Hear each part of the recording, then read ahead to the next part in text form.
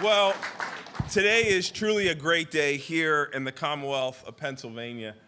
First, I want to thank legislative leaders both on the Democratic and Republican side of the aisle. Today, what happened here in this building really stands as a testament and a contrast to the chaos and the confusion that we see coming out of Washington, D.C. Folks in D.C. have forgotten who they were sent there to represent. They've turned public service into a zero-sum game, too focused on who's winning, who's losing, which side is getting hurt, and which side is doing the hurting.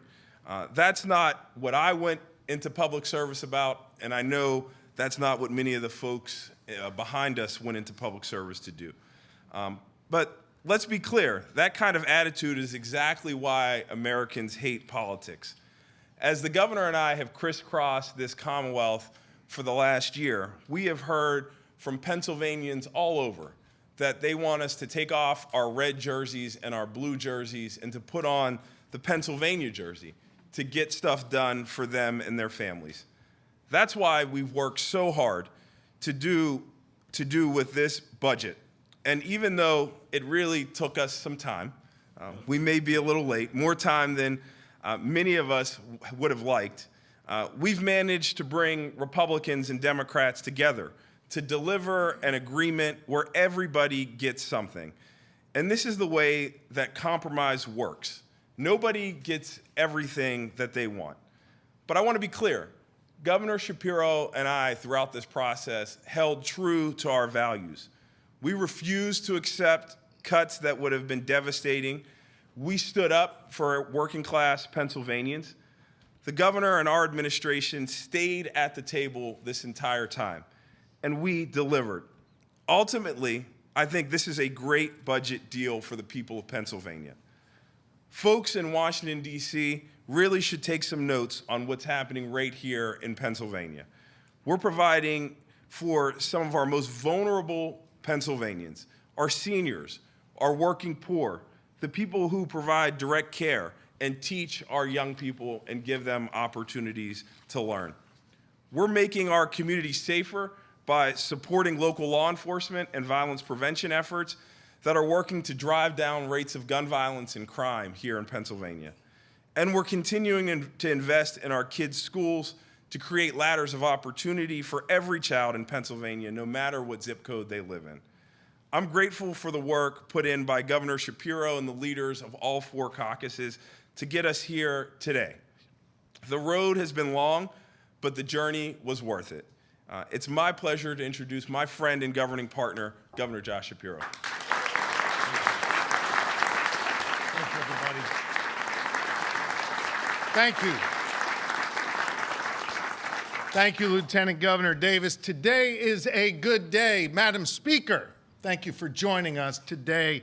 Leader Bradford, Leader Costa, Chairman Harris, Chairman Hughes, I want to thank you for your steadfast leadership. And I want to thank each and every member of the House and Senate who join us here today, who have fought every single day to get a great budget to my desk, a desk that is over here and we're about to sign in a few moments. I want to thank the members of my cabinet who join us today. Your commitment to excellence, your commitment to the people of Pennsylvania is unparalleled, and I'm so thankful to you. This day, of course, has been a long time coming. I proposed my budget 281 days ago, a budget that was laser focused on continuing the progress we made over the first 2 years of our administration, on fueling Pennsylvania's rise by investing in great schools and creating more opportunity for our children, by expanding our workforce and growing Pennsylvania's economy, by cutting taxes and reducing costs for Pennsylvanians who work so hard. I would have loved to have stood here in this room with all of you on June 30th. But as you know, Pennsylvania is just one of only 3 states in the country with a divided legislature, where a majority of votes in the Republican-led Senate and a majority votes in the Democratic-led House are required to get that budget to my desk. It requires all of us to compromise, to have tough conversations, and ultimately to find common ground. I worked hard all summer and all fall to get the leaders in the General Assembly to come together and hash out their differences. As the Lieutenant Governor said in his remarks, we stayed at the table. We refused to accept inaction. We rejected short-sighted attempts by some on the other side to cut healthcare services and slash critical initiatives, because my top priority has been delivering a budget that makes a meaningful impact on the good people of Pennsylvania. And today, because all of us here held the line and stayed at the table and demanded a serious budget that meets the needs of Pennsylvanians, well, today I'm about to sign into law a budget that delivers for Pennsylvanians and builds on the great progress that we have made. Let me be clear, this is a balanced budget that cuts taxes, that makes critical investments, that protects 100% of Pennsylvania's rainy day fund, and still leaves us with $8 billion in reserves. Let me walk you through what this budget means for the people of Pennsylvania. This budget builds on the progress we've made to be able to deliver better schools and more opportunity for our kids, because I believe every single child deserves the freedom to chart their own course and the opportunity to succeed. And that opportunity starts in our Pennsylvania classrooms. Look at what we've done here together over just the past few years. It's working. As a result of the investments we've made, 778 schools in Pennsylvania have been able to expand mental health services and hire counselors because we made it a priority to protect students' mental health. We served 93 million free breakfasts to Pennsylvania students last year, 11 million more than the year before. Today, there are 3,000 more Pennsylvania students who are enrolled in career and technical education courses. And we're putting more teachers in our classrooms and expanding resources available to our students. Graduation rates in the Commonwealth are finally on the rise. Consumer Affairs now ranks Pennsylvania as one of the top states for a quality public education in the entire country. It's a hell of a lot of progress that we've made together. And this budget builds on all of that. It again increases funding for basic education and special education. It continues that commitment to feeding kids a healthy breakfast. It offers mental health services in our schools and fixes our school infrastructure. And for the third year in a row, this budget also directs more dollars to the schools that need them most through what we call the adequacy formula. In fact, we increased that fund this year by $565 million. And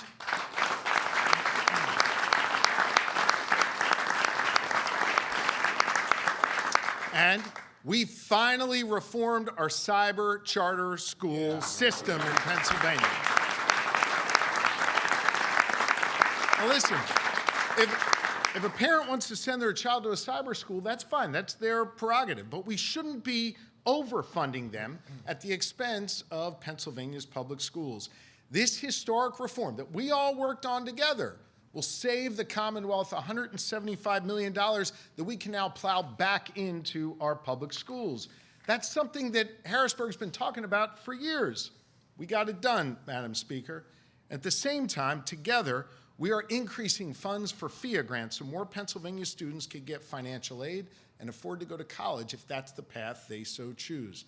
And for our youngest students, this budget invests in something known as structured literacy, which puts a renewed emphasis on teaching them to read well and training our teachers to teach them how to read effectively.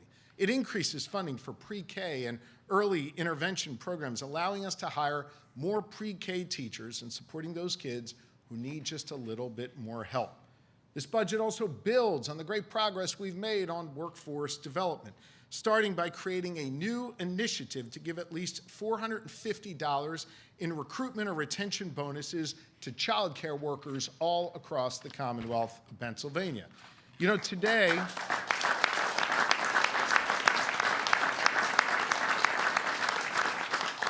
there are 3,000 child care centers here in Pennsylvania where we have vacancies. We're not just talking about that problem, we are doing something about it by getting more child care workers into our classrooms. I know the LG worked hard on this, and I appreciate his leadership.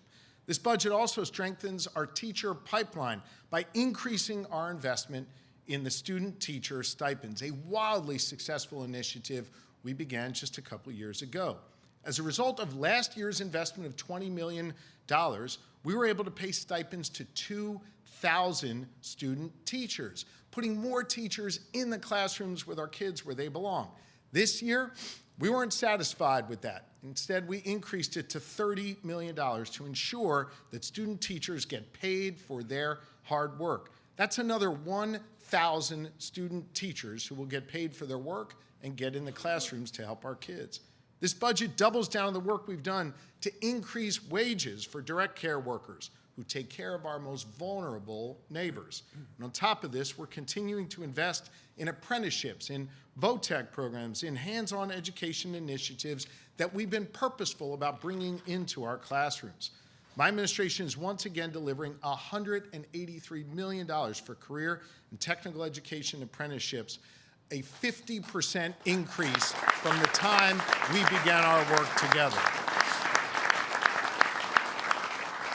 This budget continues Pennsylvania's economic rise, cutting taxes for our businesses and investing in sites and innovation in the main streets that form the beating heart of so many of our communities.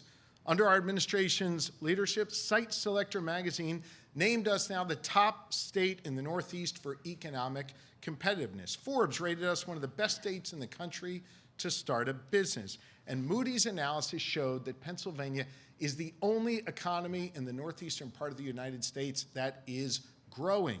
That's all because of the work we have done together to make Pennsylvania far more competitive. This budget continues the investments that have been critical to our resurgence.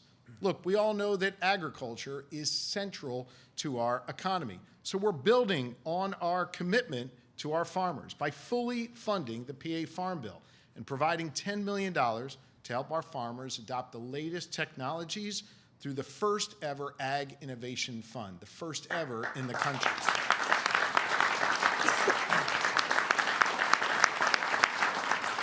By fully funding the Pennsylvania Farm Bill and providing that money, we're looking out for our farmers. And listen, let's be real. At a time when the federal government is cutting funding for our farmers to feed people, we are strengthening the ties between our farmers and our food banks, providing $11 million more for food security and support for hungry Pennsylvanians. And when disaster strikes, we will be there because this budget ensures funding will continue to be available to respond to high-path avian influenza outbreaks and other emergencies that our farmers face. Tourism is also central to our economy. And next year, the eyes of the world are going to be on our Commonwealth as we celebrate 250 years of democracy in the place where it all began. We will celebrate together not only our democracy, but we'll celebrate the NFL draft, March Madness, the PGA Championship, the FIFA World Cup, MLB All-Star Game, and a whole lot more. Those events are going to be huge drivers of our economy and tourism and economic activity as millions of people will descend upon Pennsylvania. This budget invests $50 million to help make sure that we are prepared and safe next year as we welcome the world to the birthplace of democracy. And for those who aren't visiting, but those who make up the fabric of our communities, we're investing a whole lot more in our small businesses, in our main streets, and our historically disadvantaged businesses here in the Commonwealth of Pennsylvania. It continues our investment in site development, making another $175 million available to help companies create shovel-ready sites to build on and expand here in Pennsylvania. And it cuts taxes once again, lowering the corporate net income tax for the third consecutive year under our collective leadership. Back in 2022, when I kicked off my campaign for governor, our corporate net income tax was 9.99%. When I sign this budget, it will be reduced to 7.49%. We are cutting taxes for Pennsylvania businesses. And this budget continues the important work we've done to move at the speed of business, as Secretary Seiger likes to say. We went from being one of the worst states in the country when it came to permitting.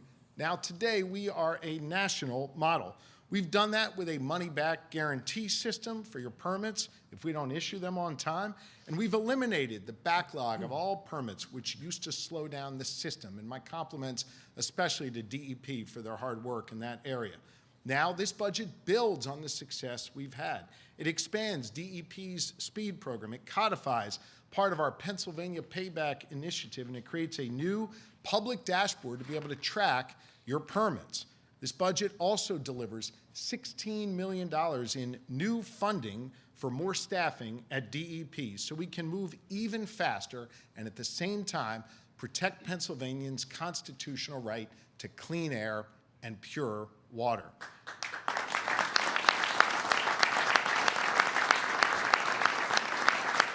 But look, we got a lot more work to do to grow our economy. And what we do on energy next will be a big part of that. You know, for years, the Republicans who've led the Senate have used RGGI as an excuse to stall substantive conversations about energy production. Today, that excuse is gone. It is time now to look forward, and I'm looking forward to aggressively pushing for policies that create more jobs in the energy sector, bring more clean energy onto our grid, and reduce the cost of energy for all Pennsylvanians. It's time to get it done, and I know we can. Let's get to work.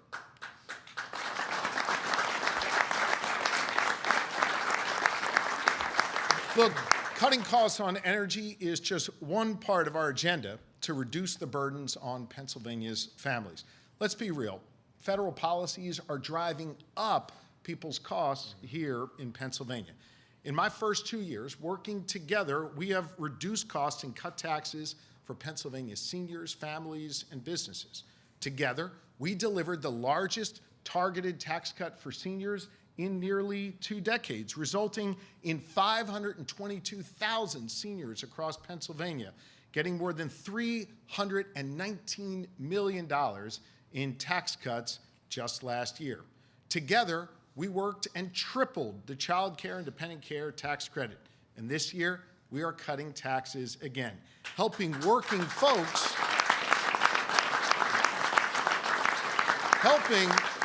helping working folks who are struggling just to get by.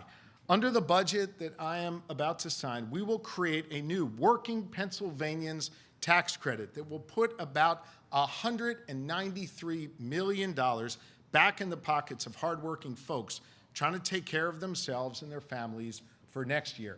I want to say to all of the House members, especially who are here, you have Leader Bradford and Speaker McClinton to thank for this. They pushed hard at the table to get this done, and we got it done.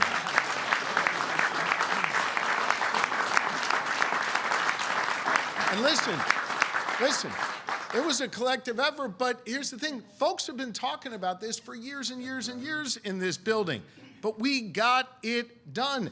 This tax credit that, again, goes to people who are working and struggling to get by. It complements an existing federal earned income tax credit. Let me break this down for you and explain how it works. If you're a single mom with 3 kids who makes about $60,000 a year, you could get up to $805 back in your state tax break next year. And 940,000 Pennsylvanians will now qualify for this new tax cut, putting money back in people's pockets, particularly people who are working and trying to get by. This is a big, big deal.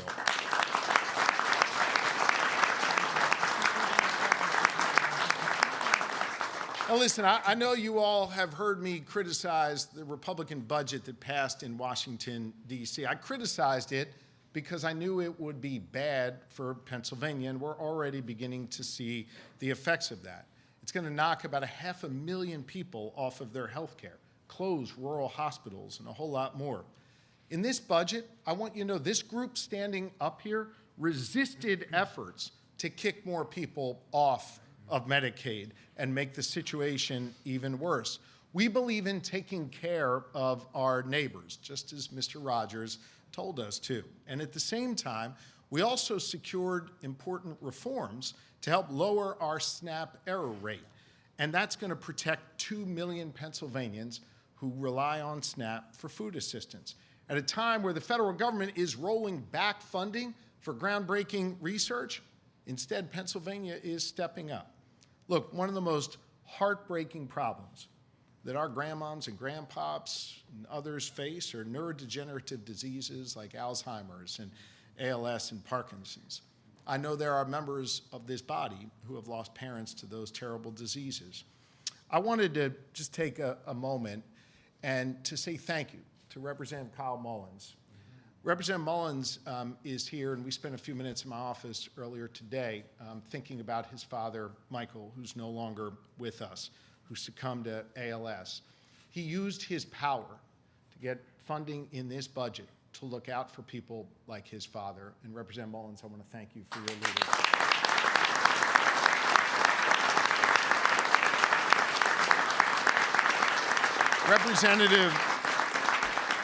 Representative Mullins and Representative Cutler, who lost both of his parents to ALS, fought to make sure that this budget includes $5 million in research grants for research institutions studying these neurodegenerative diseases.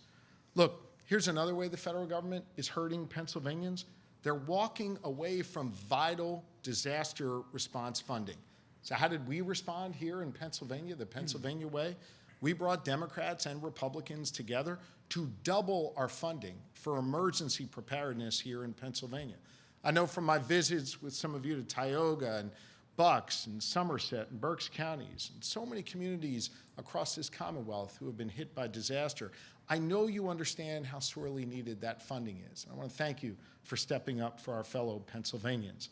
I know we all agree that all Pennsylvanians deserve to both be safe and feel safe in their communities.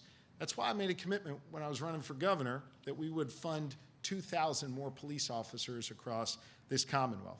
Now with this budget I'm about to sign, between municipal police and state troopers, we have secured the funding to put nearly 2,000 more police officers on the beat in our communities. But we also understand that preventing violence in our communities requires a two-pronged approach. It requires hiring law enforcement, and it also requires, and we've seen this under Lieutenant Governor Davis's leadership, to make a point of investing in community-based violence prevention programs, sports programs, after-school activities, church groups, mentorship programs, apprenticeship and workforce training opportunities, and more.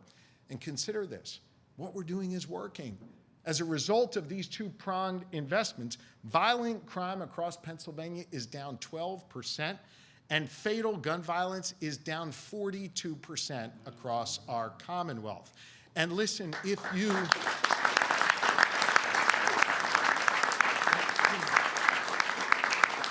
been a victim of crime, I know that even 1% worth of crime is too much. That's why we are not settling. We're going to keep working at this, and we're building on that progress by investing an additional 10% in violence prevention funding in this budget. Look, this budget includes a whole lot of priorities that are close to my heart, the Speaker's heart, and everyone's heart up here. From feeding our neighbors, to helping our kids chart their own course in life, to making sure we create opportunities for workers and students and business owners. But this budget also includes one item that is really personal for me, and that is a $7 million line item representing a $2 million increase in the much-needed funding that's been asked for so many years by the Harrisburg Bureau of Fire. Chief Enterline, who I spoke to just a little bit ago, and the firefighters of the Harrisburg Bureau of Fire, well, they were there for me and my family when we needed them most. Every single day, the firefighters across Pennsylvania, and they run toward danger to keep the people of this community safe from harm. I so respect them and appreciate them, and them together with their sisters and brothers in uniform, from those who walk the beat to those who bear the seal of the Pennsylvania National Guard. They are the best of us, and we fund their needs in this budget. They're all lifted up in this budget.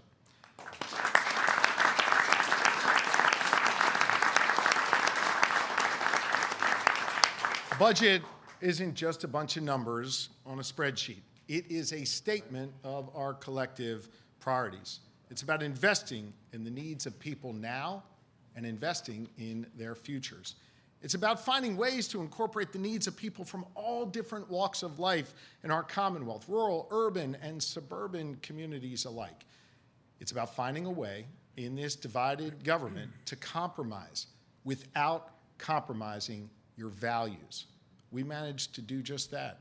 I said at the outset of this process that I knew one thing to be absolutely certain in the final budget deal, that to pass a budget, everyone was going to have to give a little and understand the perspectives of others a little bit better. We did that here.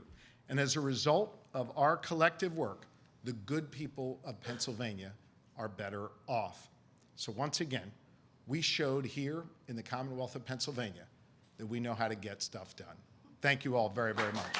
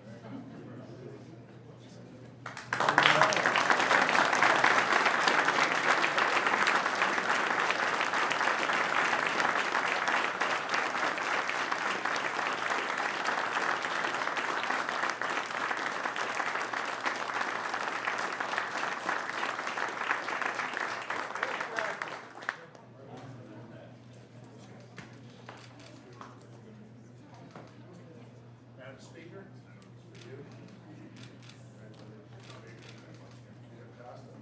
Great job.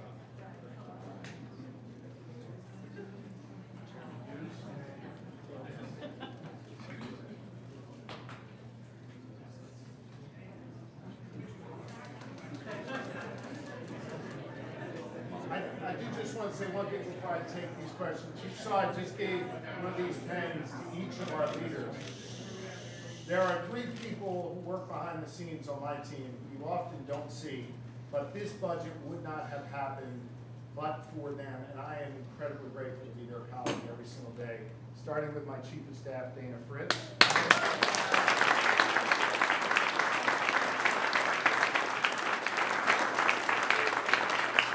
Secretary of Legislative Affairs, TJ Yvonne.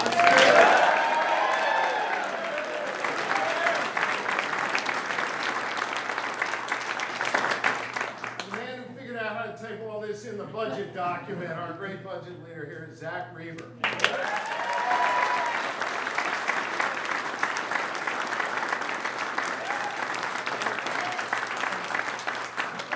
We'll take a few questions. Madam Speaker, you want to join me, leaders? All right. Any questions from the media here? Governor, Yeah. how will your administration help the schools and the counties that have to take on debt to keep services going during this 4.5 Zach and his colleagues in the budget office working together with all other areas of this Commonwealth government are get the dollars out as quickly as possible and get into the school coffers immediately. Yes, Dennis?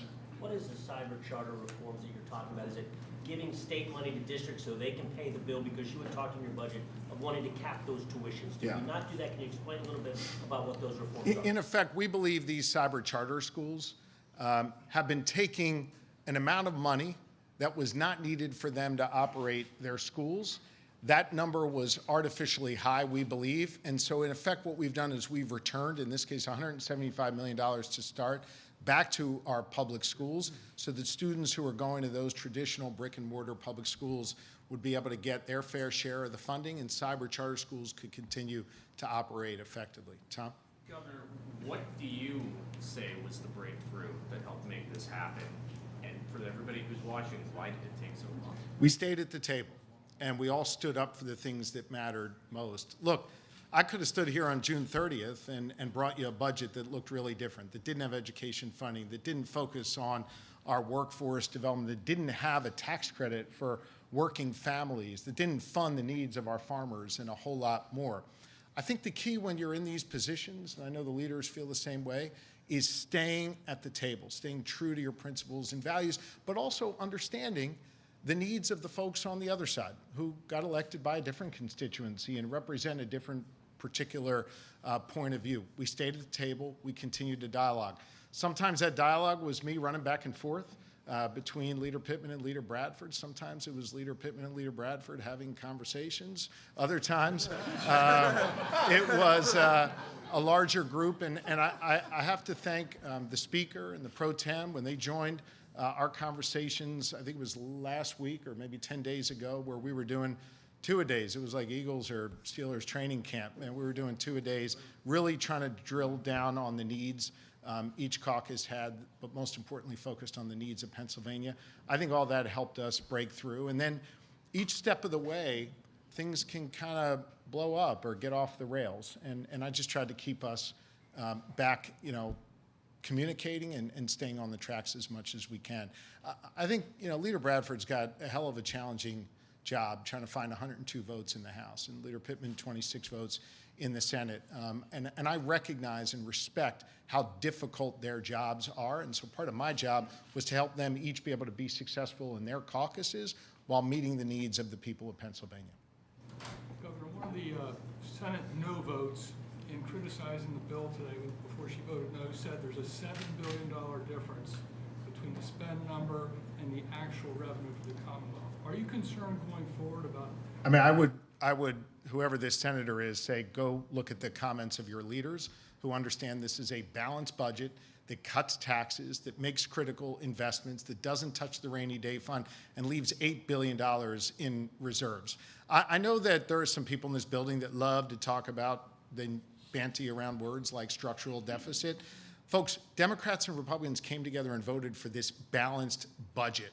And they voted for balanced budgets each of my 3 years as governor. We are in a strong fiscal position. Most other states are running deficits. We've got an $8 billion surplus, and we didn't tap into the rainy day fund, and we managed to make investments and cut taxes.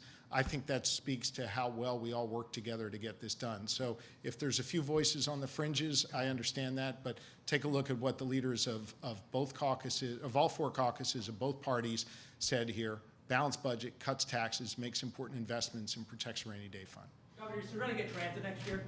We're going to continue to work on transit and other priorities that aren't in this budget. I know we all had to accept compromise. Transit remains a critically important priority for me and each and every member who's standing up here. What comes after Reggie as far as climate goals? I introduced the lightning plan. I want to thank Chairman Comita, who's here. I know she's backed a number of pieces of that legislation in the Senate. I know she's going to drive that legislation forward there along with others, and the leaders here in the House will continue to push that forward. I think the lightning plan is where we need to be, and think of it, it's an example of a plan that has the support of the building trades, has the support of environmental groups, has the support of industry. I think that's a really good starting off point. I've had some really direct conversations with the Republican leaders in the Senate about the need to finally act on energy. We haven't done anything big on energy since the Rendell administration. The time is now. Energy presents, to me, I believe, the thing that sets Pennsylvania apart from any other state when it comes to economic competitiveness. And I think we need to harness our energy and our natural resources, do it in a way that protects our public health, our public safety, our environment. I think we could do all of that and create lots of jobs and bring down the cost of energy for Pennsylvania families and businesses. The time to act is now, and I believe as this budget proves, as the other budgets prove, as our work on criminal justice reform proves, as our work on Sunday hunting proves, and so much more, that we can actually come together and do big things in Pennsylvania, and we're going to continue to do that, and energy should be next. Governor, you mentioned this budget won't necessitate tapping into the rainy day fund. Do you expect to need additional revenue sources next year in order to not? I'm signing this year's budget. How about you give me a minute?